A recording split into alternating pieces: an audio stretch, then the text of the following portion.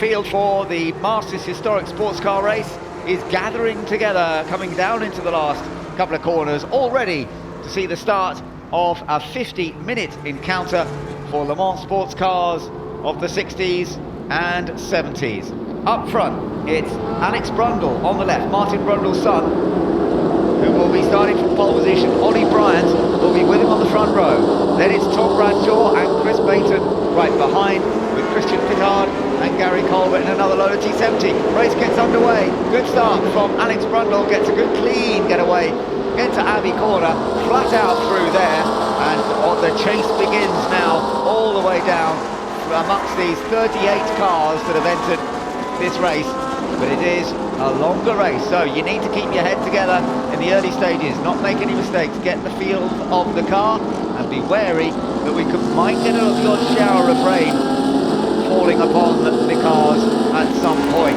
But one of the Chevron V8s really well up, actually. I think it's the Christian Pittard car, running in 5th place. Little car, but with some great pace. It's going to get swallowed up, isn't it, now, by the bigger Lola T70s, but one of the smaller engine cars, that's the Chevron B19 of Tom Bradshaw. Oh, and he spins, that's the commentator's curse, I'm afraid. I'm sorry, Tom.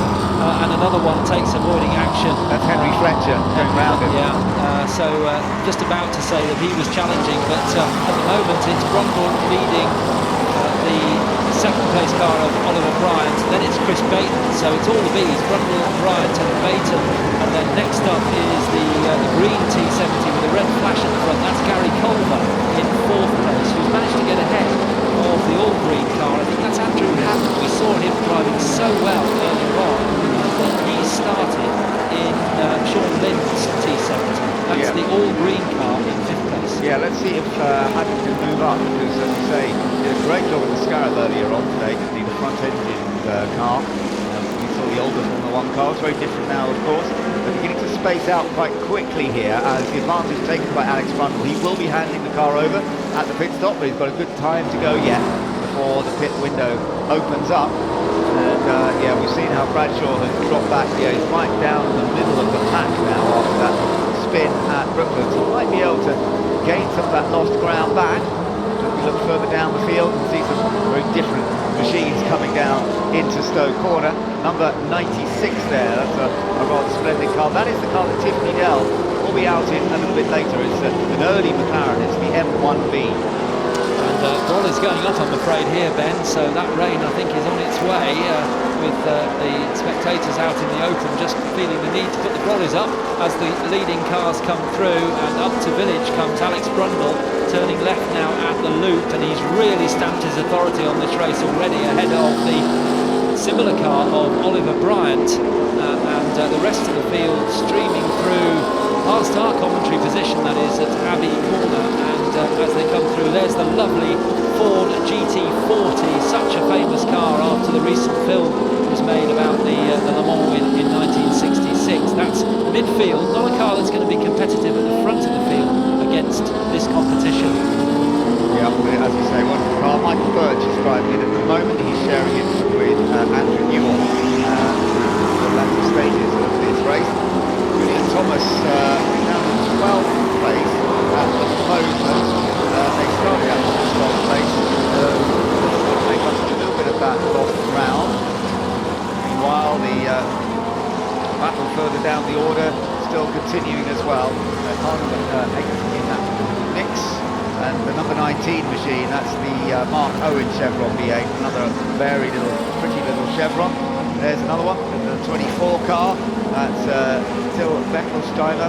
He's sharing that car with John Heidhoff, funnily enough. And the Chevron V8, my personal favourite. I think it's just such a lovely, balanced looking car. That's gorgeous, isn't it, in yellow, as Till Beckelsteiner goes through Cops Corner, and following a similar car, another Chevron V8 up into Maggots. They take that fast left-hander which leads into the daunting Beckett's S's, the right, the left and the right, and we get another lovely shot. But there's another Chevron V8 which is actually spun, and that looks like the 32 of Charles Allison, who has spun in the rain as well. There's definitely rain falling.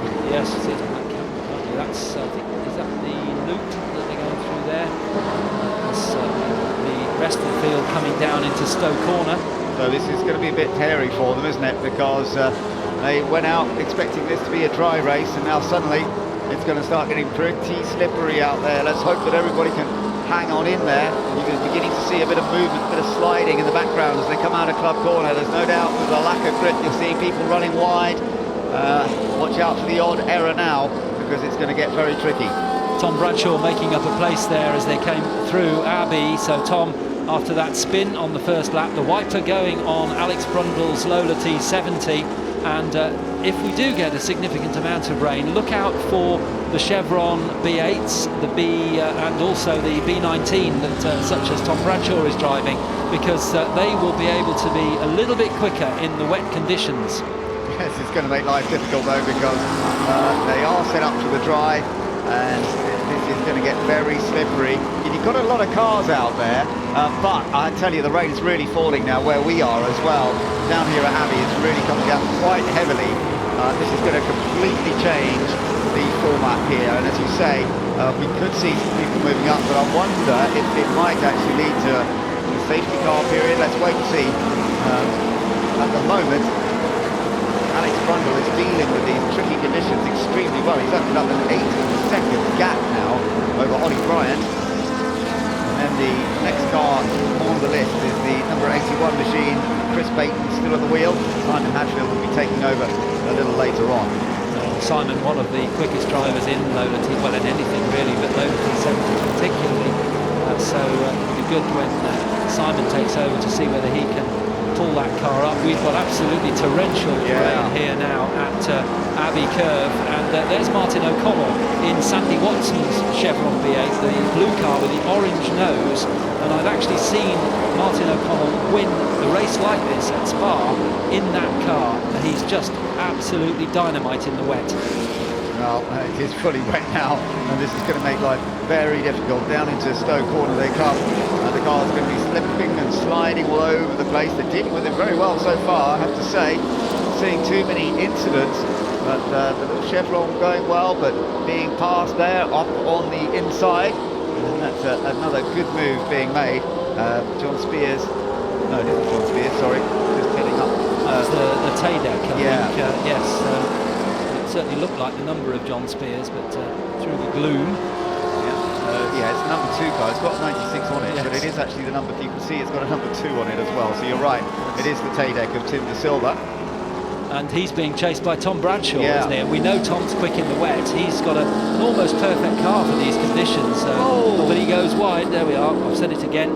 Twice I've talked about Tom Bradshaw. Twice he's gone off the track. The commentator's curse are very effective again there, Alistair. Oh, and a spin for one of the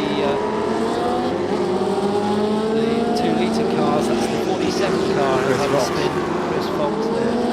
Yeah, the Lola T280. Well, I'm not surprised. I mean, the amount of rain that is falling here now, absolutely changing the pace completely now. They are suddenly lapping about 8 to 10 seconds slower. I think it's going to be even more slow. I've just seen a car in the gravel at the Exeter Club.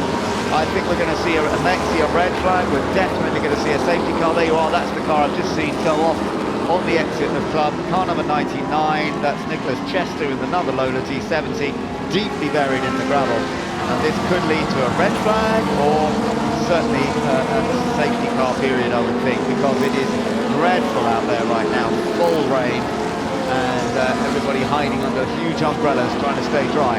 But all right if you're in a Lola T70, I suppose. At least you've got cockpit over the top of you. Safety car is in action now, no great surprise. A bit hard on Alex Brundle, who'd opened up a 15-second lead before this period happened. Very impressive few laps, even in the wet. His lap times were blindingly quick, to be honest. But he is now... he's gone off. Oh, big slide for Alex Brundle. Just pure aquaplaning. That's what that is. That is what aquaplaning is, when there is simply no grip at all. You are floating across the surface of the water, and that's going past the Lola that had presumably done much the same thing. Much the same, yeah, and that's why the officials have decided to neutralise this race, because it doesn't matter how good you are, and we know Alex Brundle is one of the best. When you hit standing water like that, there's nothing you can do, and we can see Alex going past our commentary box now. It's just a white dot in a very grey scene, another car off, and another one going off, and I hope that can turn before, and it looks like Gary Culver, that is, backwards off in the gravel. Red flag. Yeah, that's unsurprising. No, I know. Well, they've got to go and pickle these cars up now. They've got to get them out the gravel traps. Another one. No fun. Another one has gone off as well. The Tadek coming across the grass, and that was the car we saw spin earlier, actually having another spin. Just look at the amount of water over there. I mean, it's like a river again. We saw this yesterday at one stage, and look, floating around Alex Brundle's car. Even he's going so slowly, but it's still aquaplaning at very slow speed. So at least one more lap behind safety car. We'll keep an eye on the timing screens. Hopefully we'll get a message to say safety car in at the end of this lap. And that will give us probably a 10-minute race, which will take us through to about 8:05. It does mean that the final race of the day is likely to be a little bit shorter. It was due to start at 8:10. So hopefully it won't be too far behind. But that's also going to have some pretty challenging conditions, isn't it? The track will definitely be wet no matter what. It's not going to be fully dry after just 10 minutes of these guys heading around. So we'll have to see how that does. Right, just had the message on our screens that the safety car in on this lap. So it will be coming in, but there's still a little way to go. There you are, confirmation coming up that safety car will be coming in, and Alex Brundle will then be released and allowed to go for it, with Ollie Bryant chasing him, Simon Hadfield right behind as well, and then behind them we've got Sean Lynn in another of the loaders. So we'll see how these guys respond to rather different conditions. Which cars are going to be quick in the wet, which cars are going to be struggling somewhat. We do think, once again, that Tom Bradshaw will be able to move up from 9th position, but whether he's going to have the pace to really catch up and get amongst the loaders again is another question. There is the number 115 car. That is John Anderson in the lovely Chevron B26. Phenomenal pass. Open sports prototypes under 2000cc, performing to specification between 1972 and 1974. We've got all these different categories you see in this race of the different sports cars, the open or sports prototypes, the GT cars. Their engine capacities is a major part of each of those, and the age as well, whether it's an earlier car, 1966 to 69 for example, or some of the later cars, 72 to 74. That 74 is the end point. The most recent cars in this category are 1974. So lights out on the safety car. We will be getting some racing underway in just a few moments time, and the safety car is disappearing into the distance, and Alex Brundle is sort of going with the safety car. I hope that Ollie Bryant catches up. I think he will do as they head down. They've still got a little bit of the lap to complete here, down through Stowe, and then they've got a short straight, the dip at Vale, into the final left-right, and we will go racing again. So Alex Brundle is setting the pace, and he's already picking up the speed. Actually, he really has gone for the restart sensibly enough, and immediately gets on the power, and the race restarts with 10.5 minutes to go. Alex Brundle leads the way as the Masters Historic Sports Car get back into race action, chased by Ollie Bryant, Hadfield in 3rd place, Lynn in 4th, and then the rest of them filing through. Now, you can see the amount of spray does make visibility tricky indeed. Tom Bradshaw coming through next. He's still in 9th place. Couldn't overtake, of course, until he went over the line. And it's through this tight, twisty section that he might have a bit of an edge. So we'll see whether he closes up. But the Lolas up front are pulling away. Alex on the wide line, trying to find a little bit more grip. But I have to say, Ollie Bryant staying with him so far. Yes, Ollie Bryant made a very good start. He was quite a way behind Alex at the start at the bottom end of the circuit, but now they're coming in towards the Brooklands and Luffield section. He's closed up a little bit. Then it's the Baton car with maybe Simon Hadfield on board. We don't know, or it could be still Chris Baton. But yeah, Ollie Bryant really going very well indeed in these tricky conditions. Now this side of the circuit then is not dry, but it's nowhere near as wet, is it? And then they turn through Cops Corner and start to move up towards the wetter part of the track. Yeah, they do.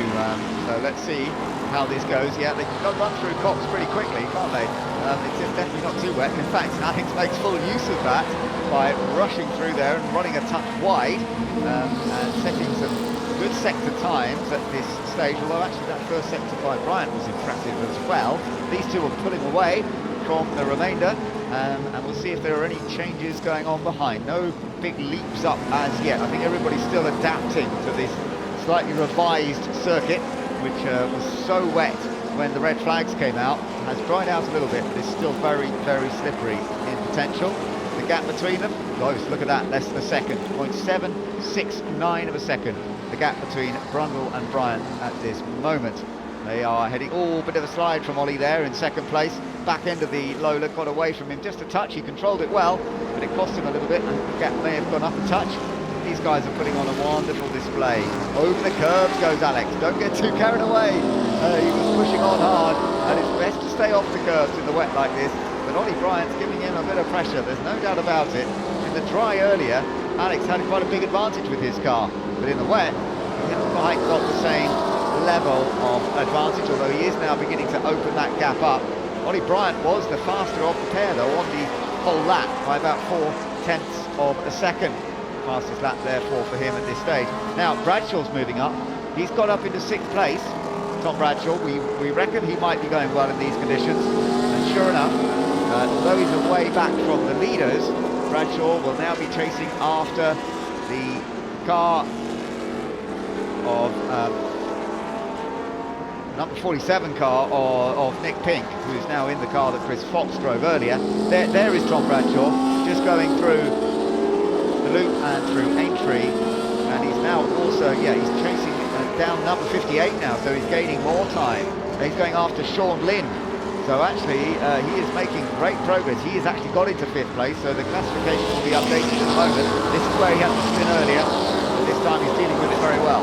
Yes, he needed to do a bit of a correction there as he came into Brooklands, but look at the gap. He's closing in on the Sean Lynn green Lola T70. They're both taking that wide line out through Woodcote now and along the pit straight, the Heritage pits, and Bradshaw's going to get this, I think, at Cops Corner, although he's going to lose out on top speed down the straight, but I think he'll be able to brake later into Cops, and he does, and he slides through on the inside.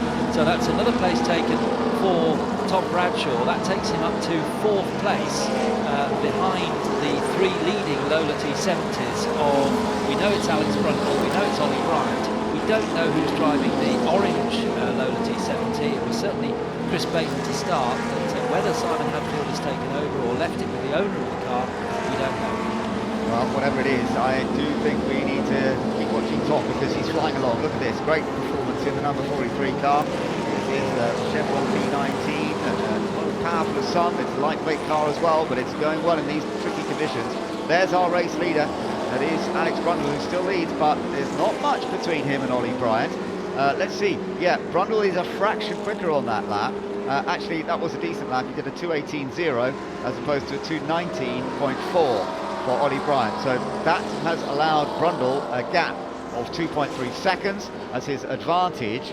These two well clear of the 3rd place car, which we believe is Simon Hadfield driving. Tom Bradshaw now in 4th, but he's got 8 seconds to make up between himself and Hadfield. So whether he can get a podium out of this, 5 minutes and 20 seconds to go. I still think Tom could well put some pressure on him, but he was only about 2 seconds faster on that last lap. Mind you, he was doing some overtaking. So we'll get a clearer picture, I think, on this next lap as to the outright pace that Tom has got. In the meantime, we're seeing a few changes further down the order as well. So that's the 3rd place car. We believe it's Simon Hadfield in it now. It does look like Simon's helmet, but it's we haven't really seen a close-up of him yet. It's white with red and blue flashes. Here's Tom Bradshaw. We know it's him in the 43 Chevron, and he comes into the left-hander at Brooklands, closing up all the time. It's showing on our graphic there 8.8 seconds between the two of them. I like his helmet design too. Very distinctive helmet design for Tom Bradshaw. The old style in a way, but also with a modern touch. So yeah, lovely to see, and he's really putting down some great laps here at the moment. Let's see whether he can close that gap up enough, though, to put some pressure on Simon Hadfield. Hasn't got the straight line speed, but he's certainly got the corner speed at this stage. Further down the order, 16 I don't think has been able to make much progress. He's still in 19th position, but quite quick through the first sector compared to the car he's following. He'll be able to close that gap quite quickly. too early in car though, isn't it? Then he's in, so it's not really competitive. Certainly not with these front runners anyway. But Tiff's It's a skills. 1965 car, and it's up against, there are cars here from 1974. Yeah. As you say, it's a big difference in a decade. Absolutely. As Tom Bradshaw comes down into Stoke Corner, trying to close the gap on this car, which is just going into club, and through the left, now into the right. Nice line there, just not too wide, out onto the Hamilton straight. We should see Bradshaw up here at the back of our shop now, coming out of club. There he is, coming onto the straight, goes across the timing line. The gap between Bradshaw and Hadfield is now 5.8. That's about 3 seconds quicker on that lap. And thank you for the graphic, that confirms what I've just said. You're only, what, 34,000 out? Oh, okay. Very good, well done, Alistair. Yeah, the gap is coming down, and Bradshaw is definitely on the chase. But out in front, Alex Brundle is the man in command, as he was in the early stages.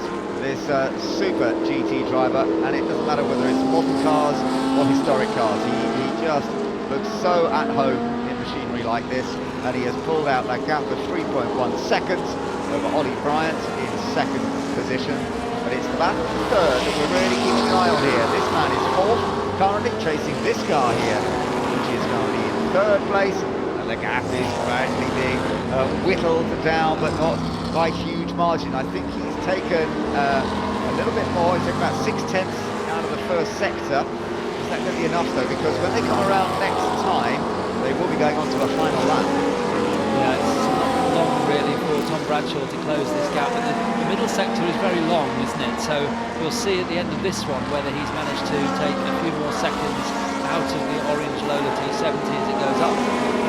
That could be a beautiful summer's evening, couldn't it? You wouldn't know that it had rained, except there's a little bit of spray coming off the back of the car as he goes through the left-hander at Maggots into Beckett's now, just clips the curb there. Doesn't want to take too much curb because it'll be very slippy with the rain that's fallen.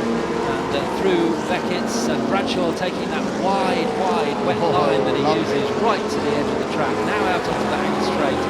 And we've got the Hadfield T70 leading the Chevron B19 of Bradshaw coming down into Stoke Corner, and a gap of now 4 seconds pretty much. Chipping away, but is there going to be enough time? They are on to the last lap now. Alex Brundle with that decent advantage of 3.3 seconds now. His last lap was 2 minute 19. He wasn't quite as quick as the previous lap. Maybe he's just settling into the rhythm. He knows he's got a decent advantage over the second place car of Ollie Bryant, but it is that gap for third that we are watching. Ooh, Brundle runs a bit deep there, a bit wide, but he gets away with it. Didn't want to go quite so deep. Shows he's still playing around with the grip levels. The gap down to 2.5 seconds, but we are on the last lap. We know that the Lola is still quicker in a straight line than Tom Bradshaw's car. Brundle in control, so he's on target for victory here in this Masters Historic Sports Car Race, and he's been putting on such a great display, whether it's dry or wet. In the teeming rain, he's survived the nasty aquaplaning moment, and he's generally been right on top of the game. So the gap was 2.5 when we last saw. It's definitely coming back down again. The gap will be measured once more on the timer in just a moment. It's come down to 1.7 each sector, and he's chipping away. He is indeed, as they go through Brooklands up towards Luffield. Bradshaw again taking that very wide line, goes wide again at Luffield, just looking for that extra bit of grip from the tarmac on the outside of the circuit. Comes out of Luffield up towards Woodcote. They go through the right-hander, just about half a lap to go now for Bradshaw to catch Hadfield up towards Cox Corner now. The leaders, of course, will be already running up towards Beckett's, but these two having a great battle for third place. Dell's moved up a little bit. He's up to 17th place now, so he has gained a position or two, but the older McLaren is not working quite so well as some of the more modern cars. But well, we've really got a chance here for Tom Bradshaw. Can he snatch a podium in the closing moments of this race? Final lap, Alex Brundle up ahead, will be heading for the line pretty soon. Tom Bradshaw's still got a few corners in which he can make up some time on Simon Hadfield. Here is our leader though, coming into Club Corner and right out onto the curb again. He's always pushing hard, isn't he? But after a fairly dramatic race with a long red flag interval, it's Alex Brundle who wins the Masters Historic Sports Car Race. Ollie Bryant finishes a strong second, and who's going to get third? It's going to be mighty close. It's all about the last corner. Is it going to be Bradshaw? Is it going to be the loader of Simon Hatfield? It's all about the exit. Get all the power. I think the loader's going to do it. Yeah, great effort by Tom there to try and put the pressure on, but ultimately Simon did just enough. We think it's Simon in the car at the moment, the car that he is sharing in number 81 with Chris Bates, but well done to Tom, who nearly got the podium. He certainly gave us some entertaining racing there at the end.